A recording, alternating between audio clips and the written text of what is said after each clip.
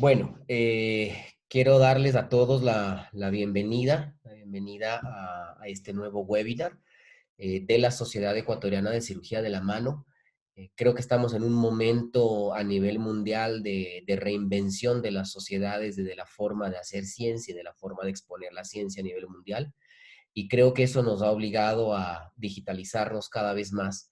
Así que este es uno de los intentos que la Sociedad Ecuatoriana de Cirugía de la Mano Ecumano hace justamente por este intento de digitalizarnos más y de llegar al éxito de una sociedad, si bien naciente, pero que tiene mucha fuerza y muchísimas ganas de mejorar cada día. Voy a compartirles la pantalla para presentarles a nuestros expositores el día de hoy.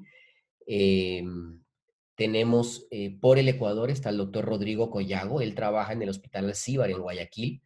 Él es especialista en ortopedia y traumatología, estudió en la Clínica Gama en la Universidad Nacional de La Plata en Argentina, haciendo su fellowship en cirugía de la mano y miembro superior. Estuvo en el Instituto Kaplan en Barcelona, probablemente uno de los sitios donde mayor investigación a nivel del carpo se hace en el mundo.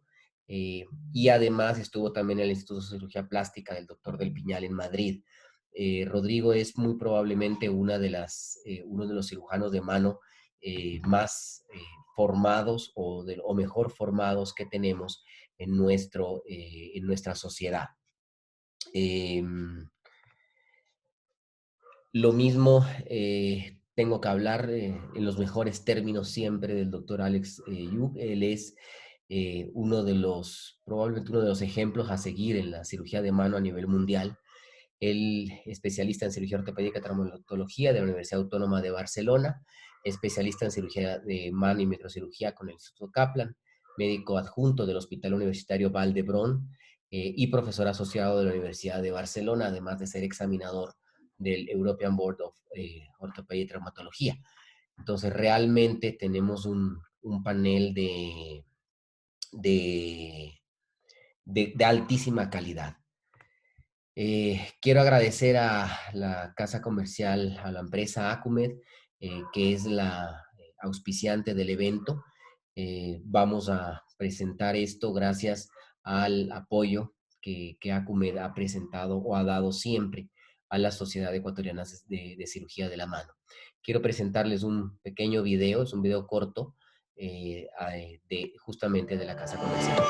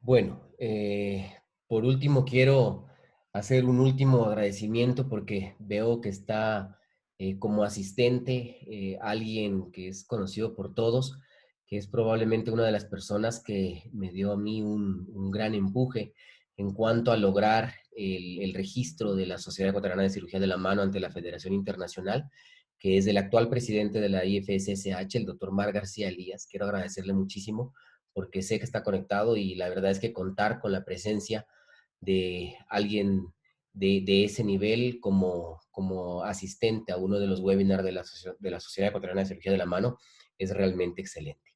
Los dejo ahora en compañía de Rodrigo. Rodrigo, te dejo la palabra. Eres tú quien comienza con esta ponencia y pues adelante.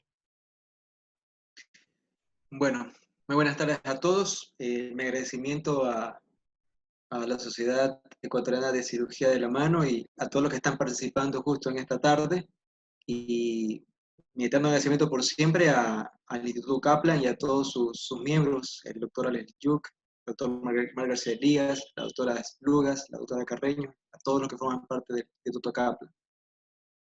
Bien, he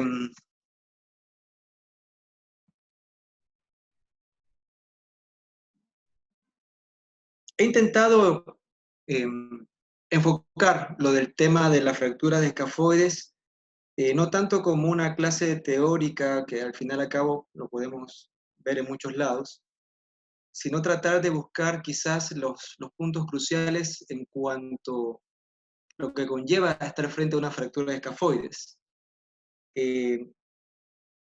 Esta época nos ha brindado oportunidad de escuchar a muchos grandes cirujanos en todas las ramas, no solo en la cirugía de mano, porque muchos hacen webinar. Y creo que, no sé si fue la doctora Esplugas la que empezó con todo, pero gracias a ella, a partir de que comenzó con su presentación a través de su canal en YouTube, esto se fue de largo. Y nosotros como compañeros dentro de la especialidad, por así decirlo, también queremos compartir lo poco o mucho que podamos saber. Y esto nos lleva a que, como lo dijo ella en un momento, todos aprendemos de todos.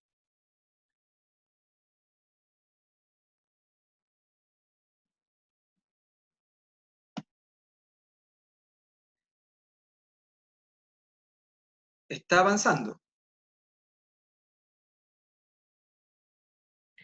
No, ahí no te está avanzando, no sé por qué. Estaba avanzando. No, no hace un avanza. rato. Estás en presentación. Sí, Intenta avanzarle con las parece. flechas, probablemente. Y esto es lo que sucede a veces también. Voy a dejar de compartir y voy a salir a ver qué pasa. Correcto.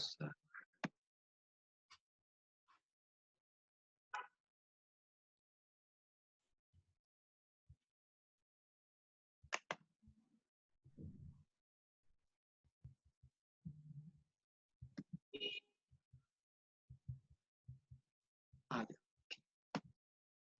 a ver, espérame un momentito. Yo creo que tengo que hacer así. Vamos a ver. Ahí.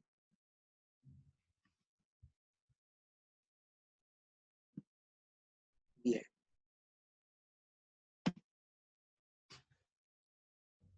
Vamos a ver si ahí avanza ahora. Ahora sí ven la pantalla, ¿no? Sí, está bien la pantalla ahí. Ponle la más.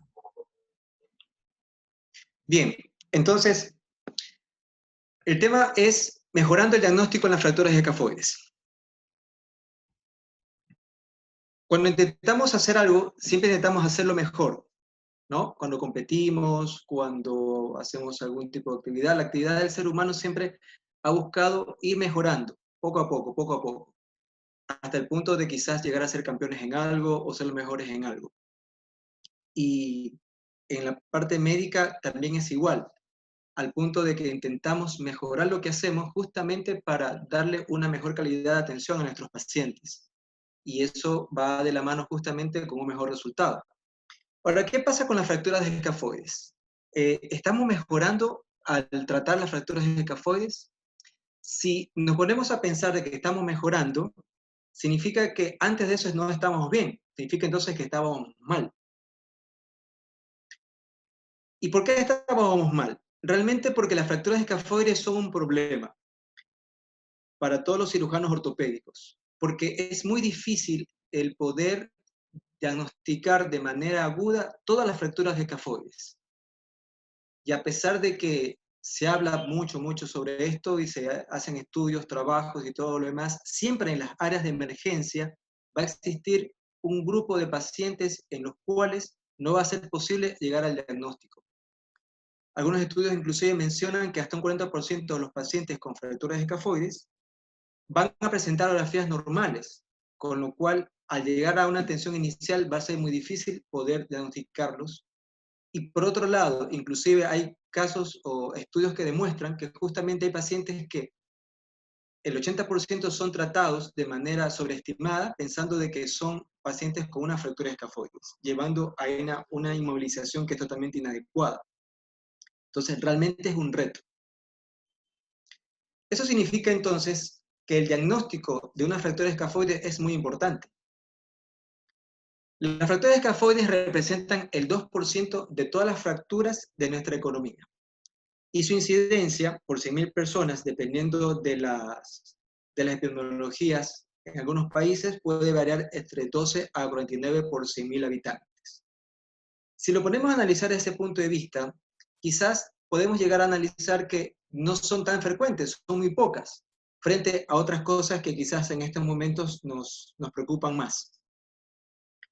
Pero entonces, si realmente no es tan frecuente, si hay pocos casos por 100.000, ¿por qué es importante diagnosticarla? Pues resulta que a pesar de esa poca incidencia, a nivel del cuerpo corresponden al 90% de las fracturas. Y si nosotros nos ponemos a pensar en el mecanismo por el que generalmente se producen estas fracturas, van a formar parte de un grupo más grande, justamente de aquellas fracturas que se producen por las caídas cuando uno apoya el brazo contra el piso. Y ese tipo de mecanismo no solamente se producen fracturas escafoides, se producen muchas otras fracturas a nivel del miembro superior. Significa entonces que, partiendo de ese punto de vista, las fracturas escafoides son importantes. ¿De qué otro punto de vista es importante? Desde el punto de vista anatómico, también, porque el escafoide forma una parte importantísima a nivel del carpo, tanto a nivel de la estructura de la fila proximal como sus relaciones con la fila distal, y todos los elementos ligamentarios que están a su alrededor. De tal forma que el carpo es una estructura poliarticular, que está justamente relacionada en diferentes niveles, con diferentes ligamentos y tendones, y que a pesar de que se ha estudiado muchísimo esta estructura, tiene diferentes variaciones anatómicas y funcionales a la vez.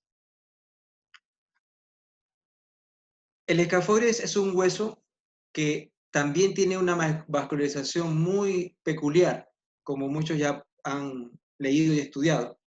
Generalmente la vascularización más importante que tiene es la a nivel del polo distal, siendo el polo proximal el que tiene menos vascularización.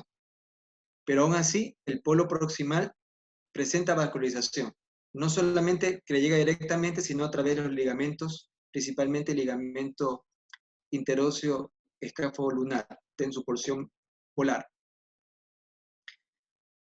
Otro aspecto importante es la parte biomecánica, y en este punto quiero analizar lo que el doctor Mar García Elías ha aportado muchísimo en este campo.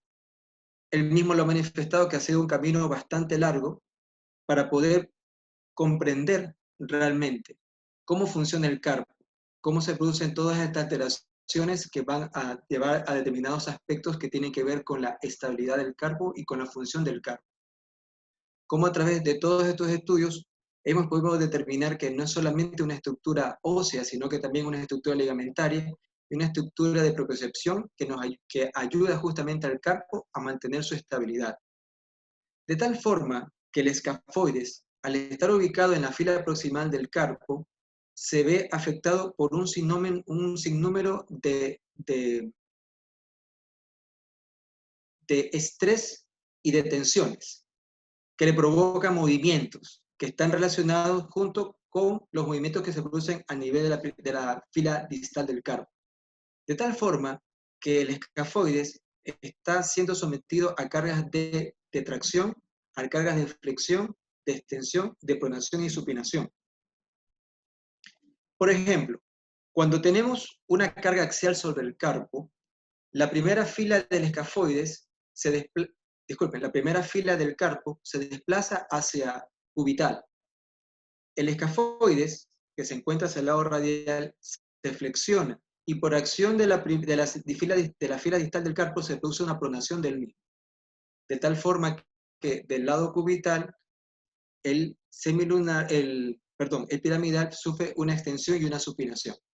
Todo lo contrario sucede cuando existe una tracción. Cuando existe una tracción, el efecto de la tracción a nivel de la fila distal del carpo, a través de los ligamentos que mantienen unidos a la fila proximal, produce todo un efecto contrario, una extensión del escafoides con una supinación, una flexión del piramidal y una supinación del piramidal, una pronación del piramidal. Y todo el carpo se desplaza hacia radial.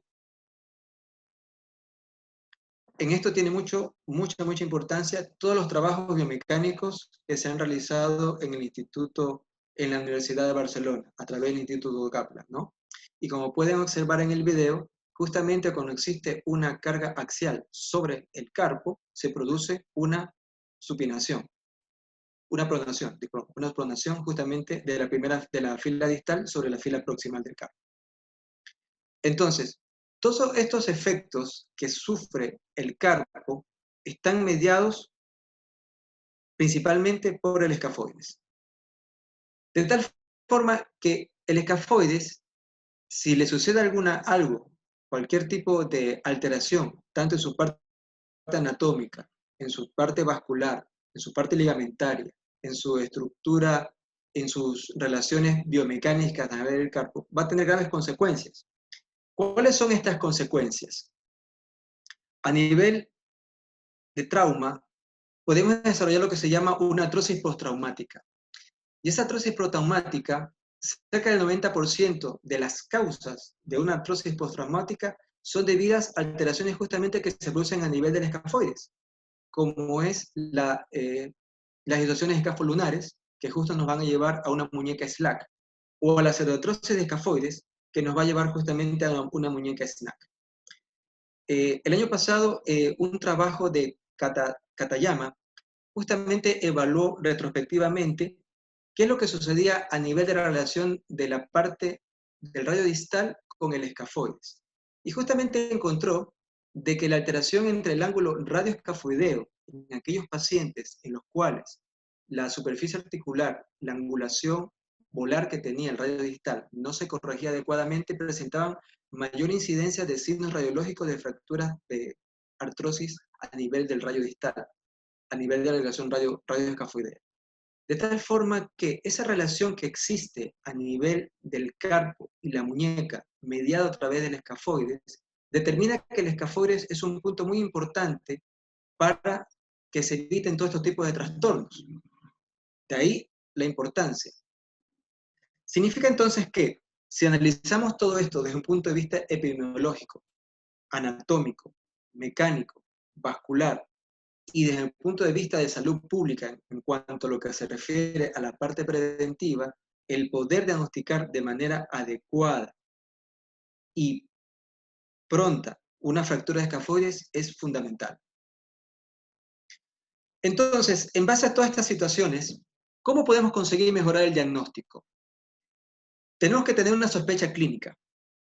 Significa que si vemos que un paciente se queja por un dolor a la media de la muñeca, por un evento traumático, debemos comenzar a pensar todas las estructuras que pueden estar involucradas en esa lesión.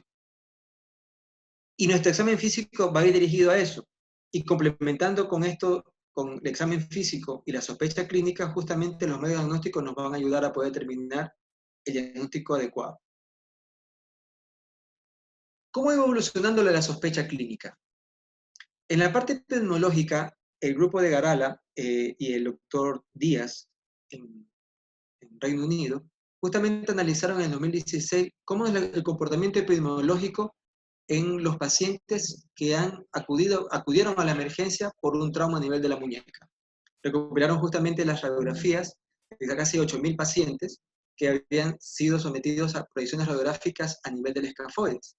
Y justamente encontraron que el grupo etario que más tenía fracturas de escafoides fueron justamente el sexo masculino, y con pacientes de edades comprendidas entre los 14 hasta los 30 años aproximadamente. O sea, paciente adulto joven masculino. Y con respecto a la localización de la fractura, justamente que el mayor porcentaje de las fracturas se ubicaban a nivel de la cintura del escafoides.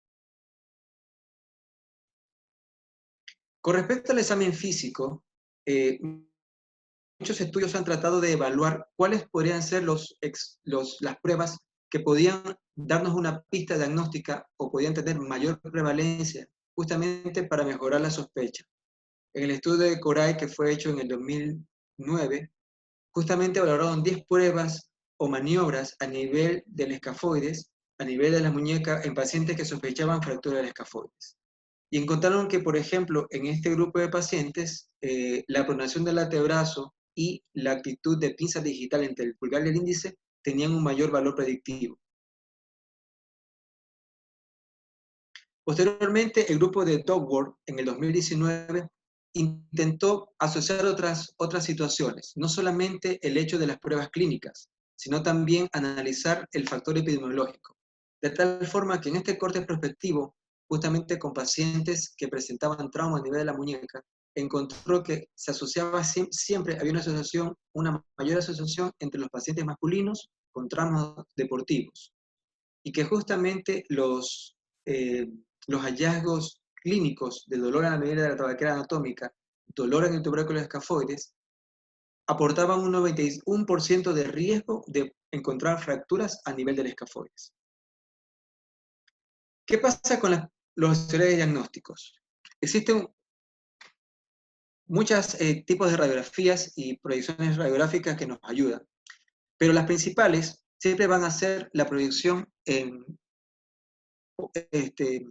PA de muñeca, una póster anterior, la proyección lateral de la muñeca o de perfil, una oblicua semipronada y una radiografía póster anterior con desviación cubital. Lamentablemente, la especificidad de este tipo de estudios radiológicos no es muy alta. Para eso también existe la tomografía. La tomografía también nos permite poder llegar a un diagnóstico de una fractura de escafoides. La resonancia también. Y en los últimos años también se ha enfocado en ver cómo el ultrasonido nos puede ayudar, ya que siendo un método de más fácil ejecución, aunque es operador dependiente, nos podría también ayudar a poder diagnosticar tempranamente esta fractura. Pero ¿qué pasa si analizamos justamente cuál sería el valor predictivo, la sensibilidad y la especificidad de algunos de estos medios diagnósticos? En el trabajo de Henry, justamente encontraron que al analizar pacientes con fracturas escafoides y valorando estos estudios de radiografía justamente como gold estándar, intentándolo comparándolos con la gamografía, la tomografía computarizada y la resonancia magnética y el ultrasonido, encontraron que la especificidad y la sensibilidad de los estudios era mayor justamente en la tomografía y en la resonancia magnética nuclear. Ahora, lamentablemente existe una diferencia en cuanto a los costos, porque justamente la resonancia es más costosa que una tomografía. Y la resonancia, como es un poco más sensible, puede dar falsos positivos.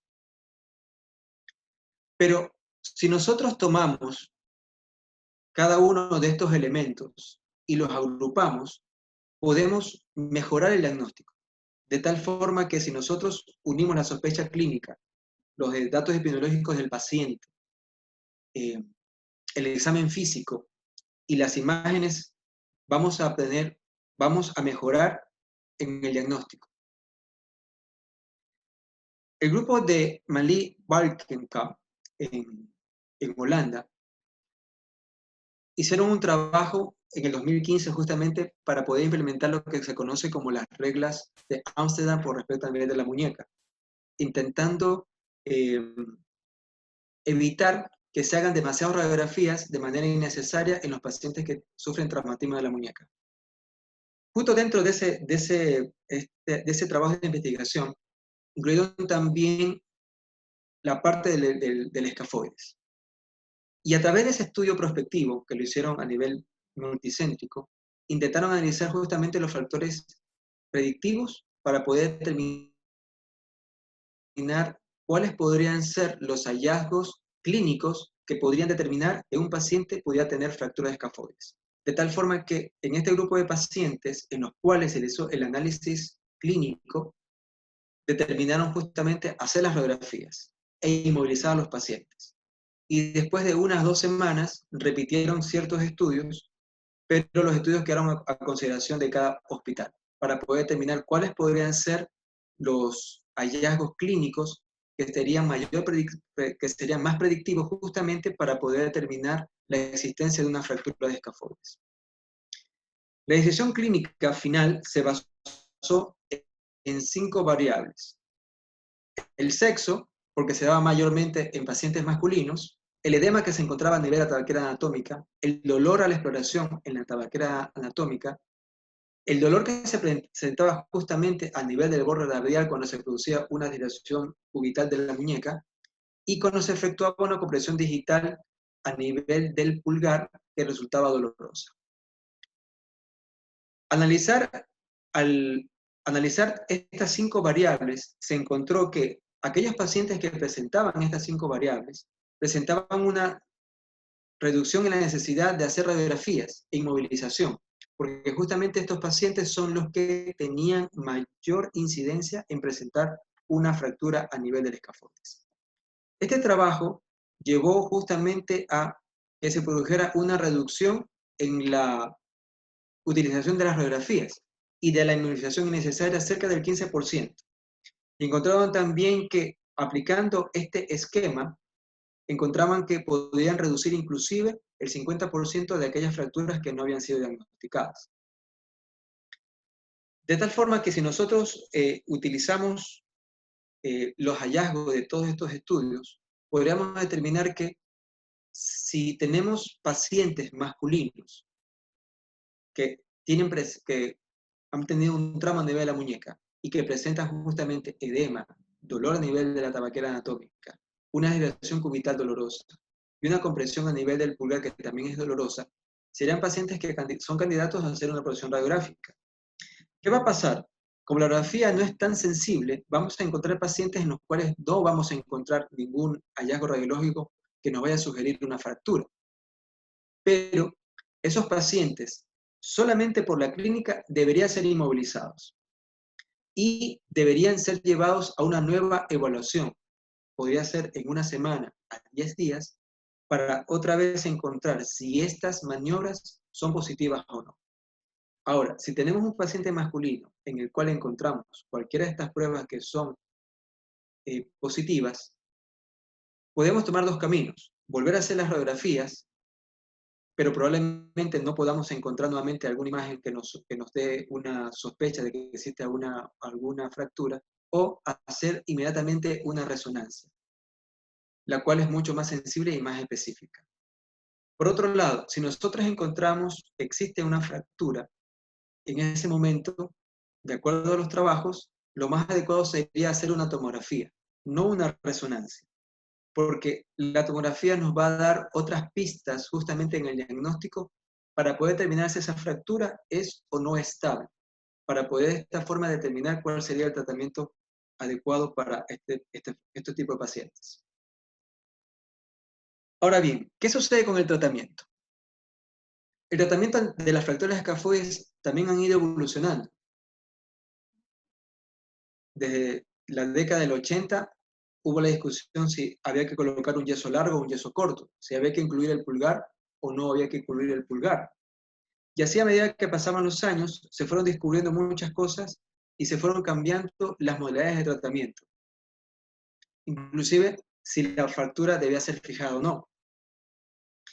Y actualmente existe un trabajo que también está hecho por el mismo grupo de trabajo del doctor Díaz de Leicester en Inglaterra, que probablemente estén los resultados para el 2022, para justamente ver en qué pacientes con determinado tipo de fractura, con determinado desplazamiento de fractura, puede ir bien o no el tratamiento conservador.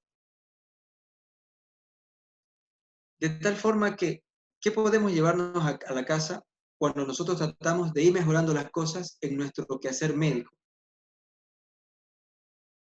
Justamente que el diagnóstico equivocado de una fractura de escafoides nos va a llevar a consecuencias, graves consecuencias.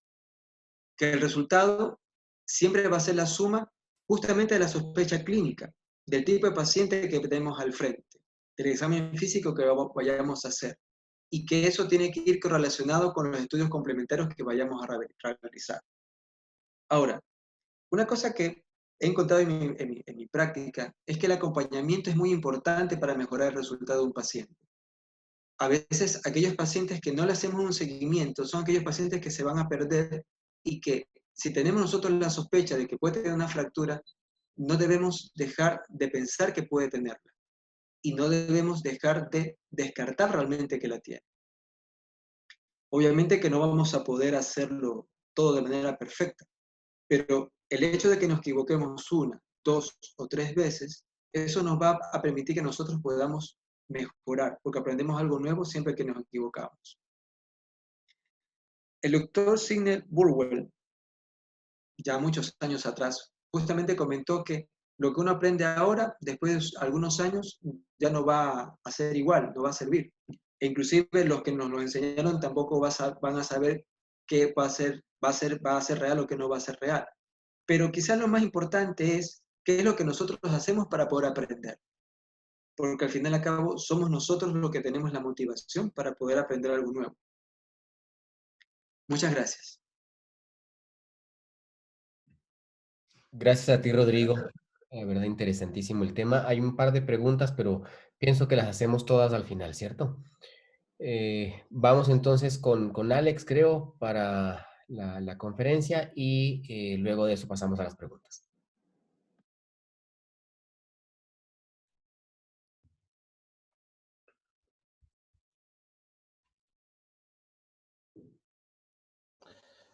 Bueno, pues buenas noches para nosotros, buenas tardes para vosotros.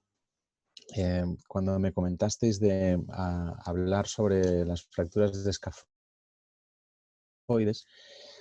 la verdad es que pensé en algún tema que fuera más que novedoso, que intentara contestar alguna de las preguntas habituales cuando tratamos las fracturas de escafoides.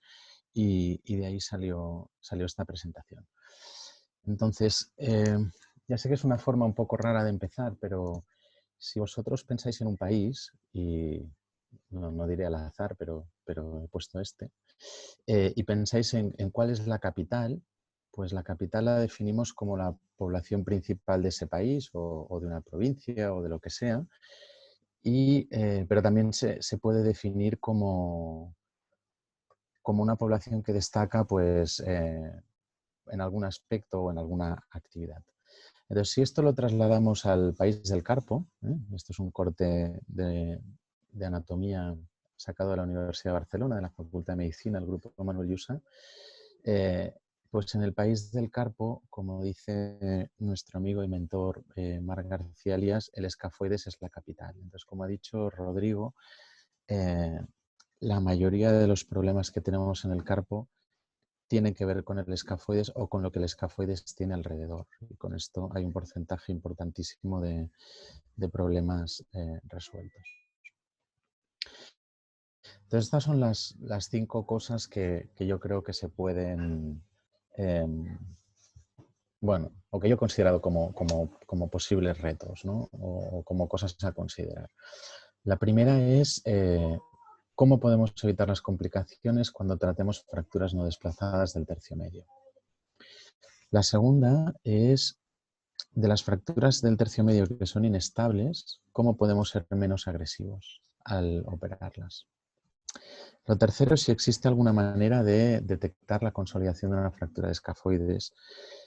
Rodrigo habla del diagnóstico, pero yo siempre he pensado que hay un vacío sobre cómo detectar la consolidación. Luego, algún aspecto biomecánico más o menos novedoso y que nos puede ayudar a entender un poco mejor por qué algunas fracturas de escafoides van como van y nada, y las cosas para llevarse a casa. Entonces, lo primero que es cómo evitar las complicaciones en las fracturas no desplazadas. Se sabe que el desplazamiento que tiene una fractura de escafoides es un factor de riesgo para que desarrolle una no unión. Y esto se ha demostrado. Y como comentaba antes Rodrigo, la mejor forma de valorar el desplazamiento de una fractura de escafoides claramente es el TAC, la tomografía computerizada. Y el desplazamiento sabéis que puede ser lateral, puede ser una separación, puede ser una rotación, porque el fragmento distal generalmente se prona, o puede ser una angulación. Cuando tenemos una fractura que en función del escáner no es una fractura desplazada, tenemos dos opciones. Podemos tratarla de forma conservadora o podemos hacer una fijación percutánea. Y esto es un debate permanente. De hecho, en los últimos años ha habido unos 9 o 10 ensayos clínicos prospectivos aleatorizados sobre los dos tipos de tratamiento, sobre la inmovilización o la fijación percutánea. Y en general, todos estos estudios, aunque sabéis que los metaanálisis son como las salchichas, ¿no? O sea, los únicos que saben qué hay dentro son Dios y el carnicero. Pues en los metaanálisis pasa un poco eso, pero la conclusión puede ser que no hay diferencias en cuanto a los resultados funcionales, no hay diferencias en cuanto a la fuerza, no hay diferencias en cuanto a la tasa de unión ni el tiempo de unión. Y la única diferencia es que la recuperación laboral es un poco menor cuando tú operas trabajadores de fuerza. Para gente que tiene una actividad sedentaria esto no es cierto. Y encima, cuando tú operas una fractura no desplazada del tercio medio, pues tienes más complicaciones que si simplemente le pones un yeso, ¿no? Y esa complicación es directamente derivada de nuestro acto. O sea, eso se llama iatrogenia. Entonces, ¿qué es lo que podemos hacer nosotros en estas fracturas que decidimos operar para mejorar la posición de nuestro tornillo dentro del escafoides? Y eso, básicamente, porque si nosotros colocamos bien el tornillo nos ahorramos complicaciones, pero además porque parece que colocar un tornillo en una posición central, tanto en el fragmento proximal como en el distal de una fractura del tercio medio, tiene algunas ventajas biomecánicas. O sea, es mejor que el tornillo esté colocado, como está aquí, en el esquema de la derecha, que en el resto, a pesar de que sabemos que en las otras colocaciones también funciona, ¿no? Pues hay varias maneras de hacerlo, ¿no? Una manera es colocar el tornillo de forma anterógrada, es decir, de proximal a distal, porque entonces es más fácil seguir el eje longitudinal del escafoides. Y esto es lo que hacemos generalmente cuando operamos una fractura del tercio proximal del escafoides. Entramos por aquí y apuntamos hacia el centro del escafoides en la articulación ETT. Pero hay otra forma de hacerlo. Si nosotros queremos colocarlo de forma retrógrada y vamos por la palma y queremos colocar el tornillo bien centrado en el escafoides, si os fijáis en la flecha y la prolongáis hacia distal, lo que habría que hacer para colocar un tornillo retrógrado bien en el centro es atravesar esa pequeña porción del trapecio. Y esto es lo que estamos haciendo cuando colocamos un tornillo retrógrado y queremos que quede bien centrado en el centro del escafoides. Este es un ejemplo de una residente nuestra del hospital que tiene una fractura mínimamente desplazada, porque no es que no esté desplazada, pero subsidiaria tratarse de esta manera, y lo hicimos transtrapecio y este es el resultado a las 3 semanas. ¿no? Este es uno de los vídeos más artísticos que me han enviado. Esta chica estaba aburrida porque lo que quería era volver a trabajar y operar, y entonces hizo este vídeo tan artístico. ¿no? Pero realmente el tornillo estaba muy bien centrado. Y aquí veis un poco la diferencia. Si tú pones un tornillo simplemente percutáneo, pues queda bien colocado, pero no es totalmente perpendicular al trazo. Si este es perpendicular al eje del escafoides y en cambio si lo colocas transtrapecio pues el tornillo queda mejor centrado, sobre todo centrado en la zona proximal. Y otra pregunta en el tratamiento quirúrgico de las fracturas no desplazadas es esta, porque yo creo que la experiencia de casi todos los que hacemos este tratamiento es si va a ser fácil o difícil. Y esto antes de empezar pues muchas veces no lo sabes. Y no sabes si la fractura vas a tardar 5 minutos en fijarla o 55. Y esto es una realidad. Y esto viene bastante condicionado por la forma que tiene el escafoides, porque intentamos una vez en anatomía establecer varias formas de escafoides más o menos más frecuentes y eso es imposible. Los escafoides tienen una forma diferente en cada persona y la diferencia tiene que ver pues, con la orientación de la carilla para el hueso grande, con lo estrecho que es el tercio medio o con la rotación que tiene el tercio proximal respecto al tercio medio. Entonces, hay un estudio muy interesante que están llevando a cabo nuestros amigos del Hospital de Partaulí, que está en Sabadell, que es una ciudad que está muy cerca de Barcelona, donde basados en el contorno de partes blandas de las fracturas no desplazadas de escafoides que te da el TAC, poder hacer un molde que se imprime en 3D y que se puede colocar al paciente si lo operas bastante rápido.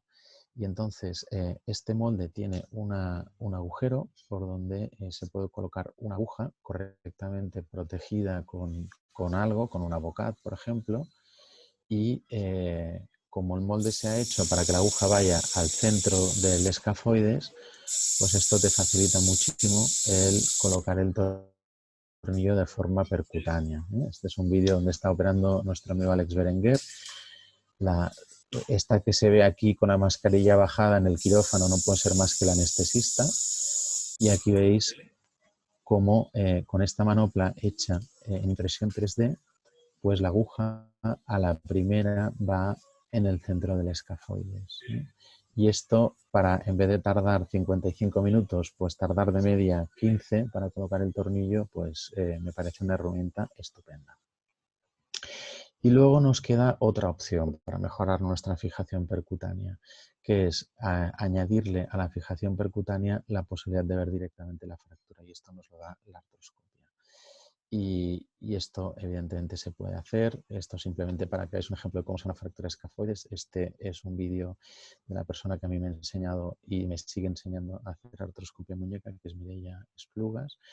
Y aquí veis cómo desde la visión mediocarpiana, que es donde hay que ver las fracturas del tercio medio del escafoides, esto es un escafoides o una muñeca derecha, y cómo puedes acceder al foco. Esto evidentemente no es una fractura no desplazada y además esto te permite ver las lesiones asociadas a las fracturas no desplazadas que sorprendentemente son bastante más de lo que uno piensa, aunque probablemente no tienen ninguna implicación si las inmoviliza suficiente tiempo. El segundo reto era ser menos agresivos cuando operamos fracturas inestables. O sea, aquí ya dejamos las fracturas no desplazadas, que sabemos que son estables, y ahora pasamos a las fracturas inestables. Por lo tanto, son fracturas que vamos a operar. Entonces, ¿cómo podemos ser menos agresivos a operarlas? Pues se nos ocurren un par de maneras. La primera es ser respetuosos con la anatomía. Entonces, si nosotros abordamos estas fracturas por la palma para reducirlas, nos vamos a encontrar con estos ligamentos capsulares, que son los ligamentos radiocarpianos. Básicamente, el ligamento radiocapitate y el ligamento radiosemilunar largo. Entonces, si nosotros los cortamos de forma perpendicular, pues bueno, luego probablemente los podremos suturar, pero no de la forma más anatómica, y esto quizá podría generar más cicatriz. Entonces, hay una manera de abrirlos de forma anatómica que lo describió Marc García Elías, que es seguir las fibras del ligamento radiocapitate y luego generar dos flaps, uno proximal y otro distal, que como veis aquí dan una exposición fantástica de todo el escafoides, y luego tú puedes suturarlo manteniendo la alineación de las fibras de los ligamentos, y por lo tanto esto debería generar menos cicatriz. Esto es especialmente útil en la pseudoartrosis del tercio medio, donde hay que recuperar volumen del escafoides, porque normalmente no puedes suturar los ligamentos si los abres de forma perpendicular. Y dentro de las fracturas inestables, que están pues todas estas, ¿no? Las fracturas luxaciones, las desplazadas, las convolutas, las combinadas y las del tercio proximal. Vamos a coger el ejemplo de las fracturas más inestables, que son las fracturas luxaciones. Y esto es para ilustrar que cuando tenemos una fractura suficientemente inestable como una fractura luxación, tenemos que cumplir estos requisitos, ¿no? Tenemos que identificar las lesiones que hay, tenemos que extirpar los cuerpos libres osteocondrales, necesitamos una reducción anatómica y tenemos que reparar la mayoría de las lesiones que tienen que ser reparadas. Entonces, si esto lo hacemos abierto, como en este caso, se puede hacer, pero generamos muchísima cicatriz. Entonces, hay una cosa que cumple todos estos requisitos que vuelve a ser la artroscopia, y esto en manos suficientemente entrenadas es posible. O sea, se pueden tratar las lesiones perilunares de forma artroscópica. Entonces, este es un vídeo de nuestro amigo Fernando Corella, que, como veis, es capaz de tratar una fractura luxación transescafoperilunar. Esto es una muñeca derecha, estamos viendo desde los portales mediocarpianos, miramos desde cubital hacia radial, lo que queda a la derecha de la pantalla es el dorso, lo que queda a la izquierda es la palma, y cómo se puede conseguir en estas fracturas que son muy inestables, una vez has estabilizado la zona cubital entre semilunar y piramidal, pues colocar un tornillo. Pero veis que este tornillo es un poco largo, eso hizo que se tuviera que quitar, y al retirar el tornillo veis cómo se puede explorar la articulación mediocarpiana, ver que a nivel lunopiramidal las cosas han cicatrizado, y ver cómo a nivel escafolunar, cuando te vas hacia la zona radial, también. Y ahí veis la línea del trazo de fractura como ha consolidado, ¿eh? O sea que realmente las lesiones perilunares se pueden tratar por artroscopia si sabes lo suficiente. Y esto pensaréis, bueno, y es muy importante, pues bueno, a la izquierda es un paciente operado por mí de una transescafo perilunar, y un resultado radiológico bueno, pero un resultado clínico pues más o menos como el que cabe esperar cuando esto lo haces abierto, y esto es al año. Y aquí veis un paciente que operamos con Mireia, que es la voz que se oye, al mes y pico de operarlo por artroscopia, ¿no? O sea, la diferencia es evidente. Siendo menos agresivo, la movilidad que se consigue es mejor. Otro punto en cuanto a los retos para mí es detectar la consolidación de las fracturas de escafoides.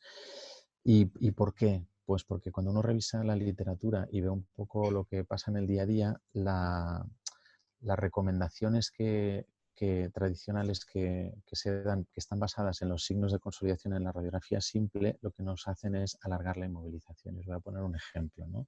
Esta fractura poco desplazada del tercio medio se trató de forma conservadora, pero fijaros cómo a los 2 meses todavía se veía, a los 3 meses todavía se veía, quizá en esta zona de aquí parece que esto pueda estar pegado, pero vaya. A los 4 meses ya se veía menos, y hasta los 5 meses no se veía perfectamente consolidado, ¿no? Es decir, que la radiografía para determinar la consolidación de una fractura pues ayuda relativamente. Si lo ves consolidado sí, pero a veces no lo ves y está consolidado. Otro ejemplo que es totalmente lo contrario en cuanto a la radiografía. Este es un chico de 19 años que se cayó en bici y se hizo esta fractura del tercio medio del escafoides. Si os fijáis, cuando hablamos de si la fractura del tercio medio es estable o no, cumple no todos los criterios de estabilidad, ¿no? Es una fractura que tiene un poco de conminución, está angulada, el ángulo entre el fragmento proximal y el distal está aumentado, pero decidió el paciente que lo tratásemos con un yeso, y a las 6 semanas, solo a las 6 semanas, radiológicamente estaba consolidado y clínicamente también. O sea que la radiografía, por un lado y por el otro, no es una gran herramienta para valorar la consolidación. El TAC es mucho mejor. Cuando tú ves puentes óseos trabeculares, prácticamente seguro que la fractura está consolidada. Pero cuando hay uniones que no son del 100% de la circunferencia, pues el TAC también falla un poco, ¿no? Y cuando la unión es por un hueso que no está muy mineralizado, también. Y además hay un problema en valorar la consolidación de las fracturas de escafoides, y es que la mayoría de los estudios están basados en fracturas no desplazadas tratadas de forma conservadora, es decir, de fracturas estables, que sabemos que van a pegar prácticamente todas. Y nosotros lo que nos gustaría es que nos dijeran las fracturas inestables que operamos cuando están pegadas y si van a evolucionar hacia la consolidación. Por lo tanto, en la consolidación de las fracturas de escafoides yo creo que todavía no sabemos de forma certera por imagen cuando una fractura está consolidada. Y esto ha llevado incluso a que haya gente que diga que cuando hay dudas, o sea, si la radiografía no está muy clara, el TAC no está muy claro y el paciente clínicamente no está muy claro que esté pegado, valga la pena hacer una artroscopia exploratoria para confirmar que la fractura está pegada y así, por ejemplo, poder eliminar la inmovilización o decidir que esa fractura no va a pegar y hacer algo más agresivo. Y esto es un trabajo que publicó Jeff Ecker de Australia ahora pues, 2 o 3 años. Y finalmente, yo creo que otro reto es entender mejor la biomecánica alrededor del escafoides, porque esto nos puede ayudar a evitar algunos problemas. Como siempre que hablamos de biomecánica, lo que os voy a explicar es un trabajo de equipo. Ya sabéis que nuestro equipo somos unos cuantos, este es nuestro capitán y aquí hay una persona importante, lo que os voy a explicar, que es esta chica aquí, que es Nuria Fernández, porque en su tesis doctoral ha visto una cosa que es muy interesante respecto al escafoides, que es que cuando tú tienes alguna alteración de la alineación del radio distal, y especialmente cuando tienes un acortamiento y una angulación dorsal, el escafoides es mucho más móvil. Y esto tiene implicaciones en lo que va a pasar cuando tienes una lesión escafolunar, cuando has tratado una lesión escafolunar y obviamente cuando tienes una fractura de escafoides. Es decir, el escafoides tolera muy mal estar en un suelo inestable como prácticamente todo, ¿no? Como esta casa que está en un suelo inestable, pues tiene muy mal futuro. Por lo tanto, acordaros que cuando existe una mala unión dorsal y un acortamiento en el radio distal, esto para el escafoides y para lo que hay alrededor del escafoides son malas noticias. Y esto es un ejemplo. Fijaros estas radiografías, una mala unión y signos de tener un problema escafolunar, como simplemente en 3 años ha evolucionado a tener una artrosis radioescafoidea y lunocapitate, es decir, a una muñeca SLAC. Lo ha hecho muy rápido y pensamos que esto es por la mala alineación del radio distal. Entonces, como ideas para transmitir sobre algunos interrogantes respecto a las fracturas de escafoides o algunos retos para mejorar nuestro tratamiento, lo primero es que cuando tratéis fracturas estables y queráis hacer una fijación percutánea, existen formas de mejorar la posición de los tornillos y de facilitar la cirugía.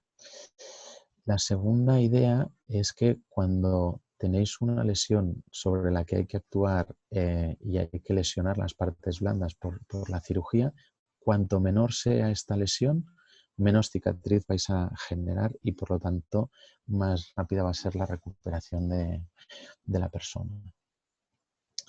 Lo tercero es que saber si una fractura de escafoides ha consolidado, pero sobre todo cuándo lo ha hecho para retirar la inmovilización o para permitir determinadas actividades, todavía es un tema que no está del todo resuelto. Y por último, que las ciencias básicas son siempre necesarias. Nosotros habíamos hecho reconstrucciones escafolunares que nos habían fracasado, a lo mejor en malauniones de gente que había tenido una lesión en la adolescencia y ahora sabemos por qué, porque la malaunión al escafoides le va muy mal, ¿no? Entonces, volver siempre a las ciencias básicas es una gran idea. Nada, muchas gracias.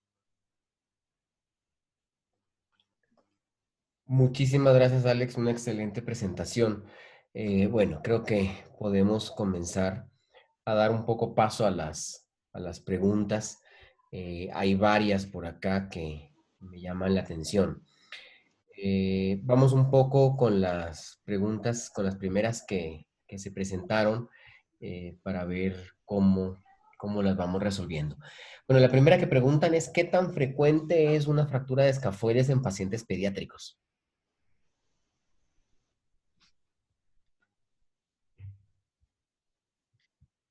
Bueno, acá nosotros vemos de todo, ¿no? En el sentido adultos y niños. En otros lados, en España, por ejemplo, hay cirujanos hermanos que solamente ven niños. pero realmente es muy poco frecuente. Yo creo que es menos frecuente que en los adultos, es mucho menos frecuente. Si en las estadísticas que mostré más o menos es un 2% de las fracturas del cuerpo, yo creo que en los chicos es menos todavía, pero el dato exacto no lo podrías decir. Correcto. Sí, Había otra Adelante. yo estoy de acuerdo, ¿eh? ¿No? Es muy poco frecuente. En los niños lo normal es que tengan una epifisiolisis del radio distal. Entonces, a veces clínicamente lo puedes diferenciar y si radiológicamente no lo puedes diferenciar y quieres hacer alguna prueba, pues seguramente la prueba que es más sensible es hacerle una resonancia. Lo que pasa es que eso en un niño muy pequeño te obliga a sedarlo. Y, pero es verdad que hemos visto pseudoartrosis de escafoides en niños, ¿eh? O sea, que realmente algunas fracturas pasan y pasan desapercibidas, ¿eh? O sea, que las hay, las hay.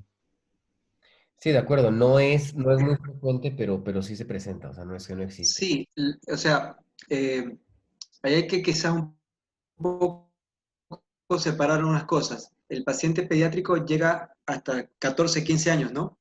Entonces sí, puede ser que sea menos frecuente en los pacientes menores de 10 años, en donde hay más patología a nivel de radio distal, pero en los pacientes más jóvenes, los que hacen skate, los chicos que van en la patineta, sí, sí, se observa en ese esqueleto maduro que hay pacientes que desarrollan pseudoartrosis escafoides, justo en los chicos de 14, 15 años. Otra de las preguntas, y te pregunto a ti, Rodrigo, a ver si tú crees que lo podemos resolver, es qué valor pudiera tener el uso de la gamografía. ¿Utilizan ustedes gamografía en algún diagnóstico para el escafoides o no? Realmente no, la gamografía realmente es un estudio que es bastante limitado, ¿no? No, en nuestro país no es que está a la mano. Aquí en Guayaquil creo que solamente el hospital de Solca creo que tiene gamografía. Realmente, si lo podemos comparar con la resonancia, están casi igual en cuanto a sensibilidad y especificidad. Y desde un punto de vista práctico, realmente es mucho más práctico hacer una resonancia que una gamografía. Eh, Inclusive podría hasta decirse que es mucho más sensible la gamografía en el sentido de que cualquier proceso inflamatorio a nivel de la muñeca o del carpo va a dar un falso positivo. Entonces, si partimos del punto de falso positivo, es más falso positivo una gamografía, con lo cual el error diagnóstico es mayor realmente. Ahora, en ese flujograma, en ese esquema que yo puse, no coloqué la resonancia, por ejemplo, como un estudio diagnóstico inicial en el paciente, en la atención inicial de emergencia, sino como un estudio que va después de algunos días, justamente para tratar de minimizar lo del falso positivo, porque, como les mencionaba, el traumatismo frecuente es con la mano en extensión, de tal forma que ese mecanismo puede producir un sinnúmero de alteraciones a nivel de la muñeca, radio distal, ligamentos, fila proximal, fila distal, en muchas regiones anatómicas de la muñeca. Entonces, si la resonancia se hace en etapas iniciales, o sea, si viene un paciente que se cayó, no le voy a pedir una resonancia, porque va a salir que todo está con edema.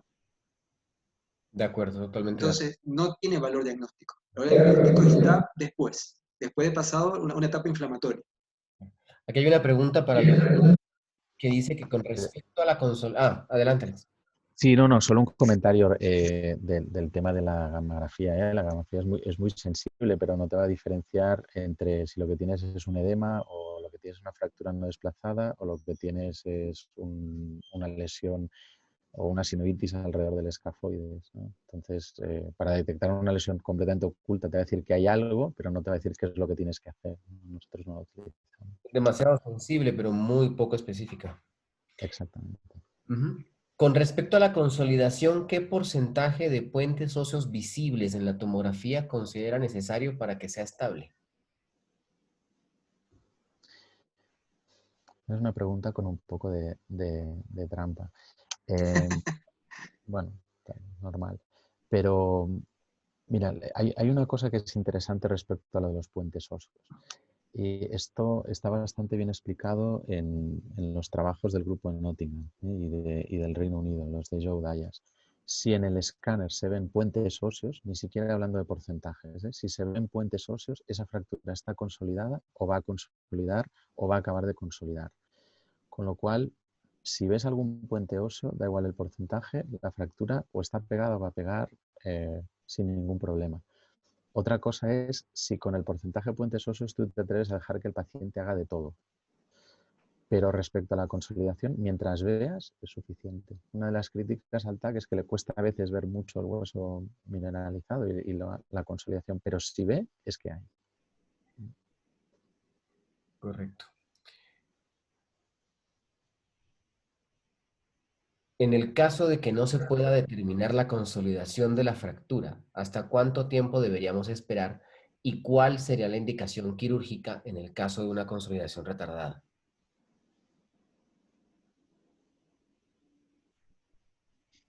Bueno, ahí tiene que ver mucho con la localización de la fractura realmente. Como ya han mostrado muchos estudios, realmente tratar conservadoramente una fractura escafoides que no está desplazada o que es mínimamente desplazada a nivel de la cintura del escafoides tiene un...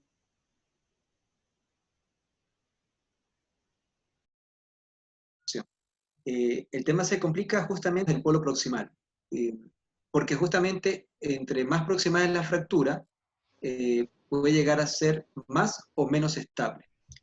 Y eso tiene que ver justamente con las lesiones ligamentarias. De tal forma que para poder determinar el pronóstico de la fractura del escafoides, justamente hay que separar las fracturas del extremo del polo distal, de la cintura y del polo proximal. Generalmente las fracturas del polo proximal son las que tienen un mayor tiempo de consolidación, si son estables, y tienen que ver con la inserción ligamentaria. Entonces, si, por ejemplo, una fractura del polo proximal está distal a la inserción del ligamento escafolunar, es una fractura que va a ser más inestable que si la fractura está ubicada proximal al ligamento escafolunar. O sea, las fracturas proximales al ligamento escafolunar son más estables que las fracturas distales al ligamento escafolunar. De tal forma que eso va a determinar también un poco el tratamiento que va a seguir, pero también determina el tiempo en el cual va a consolidar esa fractura. Correcto. Aquí hay una pregunta que me parece interesante unirla junto con un par de preguntas más que había por acá, que es el manejo habitual en cuanto a la inmovilización posterior a un trauma en hiperextensión. Muchas veces hemos visto que fracturas del escafoides pueden pasarse por alto y encontrar una radiografía normal. Pero hay una sintomatología, la tabaquera anatómica. ¿Es válido inmovilizar a estos pacientes? ¿Qué tipo de inmovilización utilizaríamos y por cuánto tiempo y cuándo hacer una radiografía de control para tomar o cambiar la decisión inicial? Sí, bueno, sobre la inmovilización que necesita un escafoides, lo único que necesitas es inmovilizar la muñeca. No hace falta inmovilizar el codo, no hace falta inmovilizar el pulgar. Esto está más que demostrado. Respecto a qué inmovilización le pondrías a una sospecha de fractura no confirmada, pues bueno, le puedes poner la que quieras con los mismos, con las mismas normas. Respecto a si repites la exploración, yo os explico lo que nosotros hacemos. Si tenemos una sospecha, el paciente se va inmovilizado. Esto es un factor muy importante. La inmovilización te protege de que la movilidad sea un factor de riesgo para desarrollar una no unión, o sea, hay que inmovilizarlos. Y lo que hacemos es revalorarlos en nuestro medio, porque de entrada no les podemos pedir una resonancia al cabo de unos días, pero primero revalorarlos clínicamente y luego radiológicamente. Y aún así hay algunas fracturas que seguramente pasarán desapercibidas. Entonces, si tenemos alguna duda, la resonancia es muy cara y cuesta mucho hacerla en el medio público en España, entonces lo que solemos hacer es un escáner de escafoides. Y si queréis, aprovecho esto para contestar a una pregunta que he visto de Miguel Capomasi sobre el rol que tiene que el líquido sinovial entre dentro de un foco que, que esté poco desplazado en el escafoides, ¿no? Que mucha gente ha dicho que eso es importante para que se desarrolle una unión. Entonces, la clave es que el escafoides esté quieto. El problema es que el escafoides se mueva. Probablemente si tienes una fractura estable y los dos fragmentos se mueven juntos, allí no entra el líquido sinovial, pero si hay cierto movimiento y la muñeca no está estabilizada, es cuando puedes empezar a tener problemas. Y luego yo creo que para tener un esquema mental, las fracturas de escafoides a la hora de plantear el tratamiento no son tan complicadas. O sea, las fracturas del tercio distal prácticamente todas son estables, sobre todo las del tubérculo, que son las más frecuentes. O sea que esas las podemos eliminar. Las fracturas del tercio proximal, aunque lo que ha dicho Rodrigo es cierto, que se pueden diferenciar si tiene la inserción del ligamento escápulo dorsal o no, y el comportamiento biomecánico es diferente, son poco frecuentes, pero tienen un porcentaje muy importante dentro de la pseudoartrosis. Por lo tanto, esas fracturas son quirúrgicas, hay que estabilizarlas. Y respecto a las del tercio medio, la única duda es si la fractura no está desplazada o está muy poco desplazada. Ahí puedes dudar si operarla o no. Pero el resto, si están desplazadas o forman parte de una lesión que es inestable, hay que estabilizarlas. Y con esas 4 ideas, más o menos se pueden orientar casi todas las fracturas de escafoides hacia qué es lo que tienes que hacer. Y la única duda probablemente es en las no desplazadas, si quieres inmovilizarlas o quieres operarlas. Correcto. Miguel Capombase también pregunta, ¿cómo estudian la vascularización remanente en el polo proximal? Si hay algún procedimiento de imágenes que utilicemos para predecir el grado de vascularización.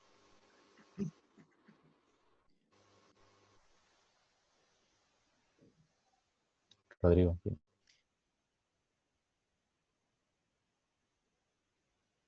De manera general se utiliza la resonancia. Los estudios manifiestan que utilizar gadolinio puede más o menos dar una idea de la vascularización a nivel del polo proximal. Pero ya desde el punto de vista práctico, generalmente la valoración de si el polo proximal biológicamente tiene capacidad para poder consolidar es intraoperatoria. No sé lo que piense el doctor Yuk, pero creo que realmente la valoración en la parte vascular del polo proximal escafoides todavía no existe un método diagnóstico no invasivo que nos ayude a tener una idea antes de la cirugía. Realmente siempre la valoración se hace intraoperatoria.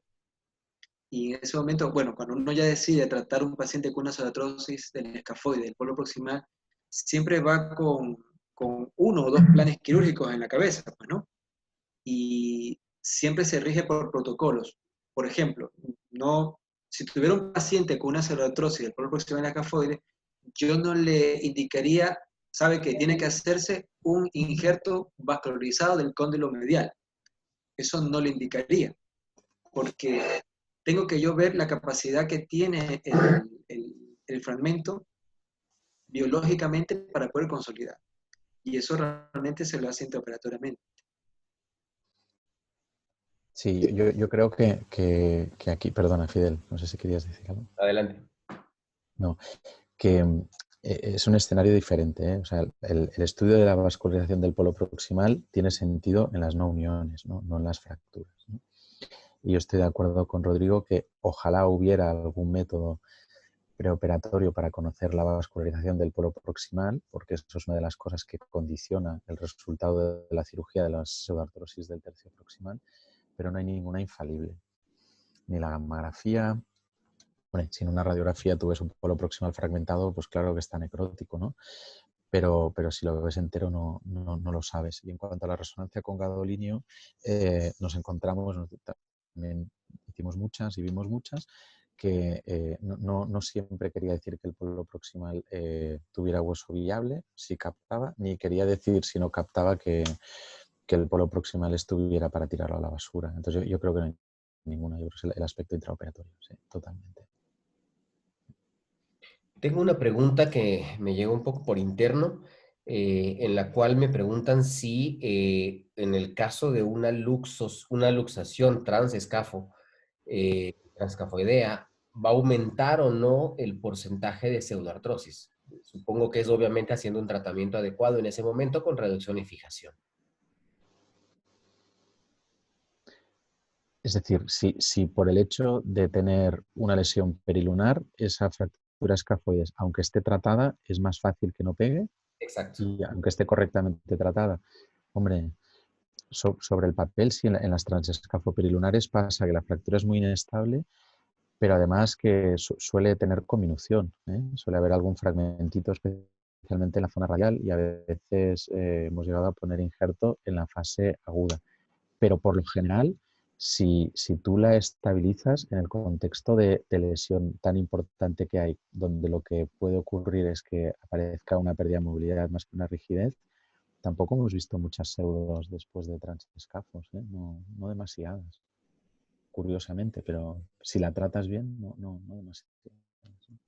De acuerdo. Y en cuanto al uso para la fijación de 1 o 2 tornillos, ¿qué prefieren?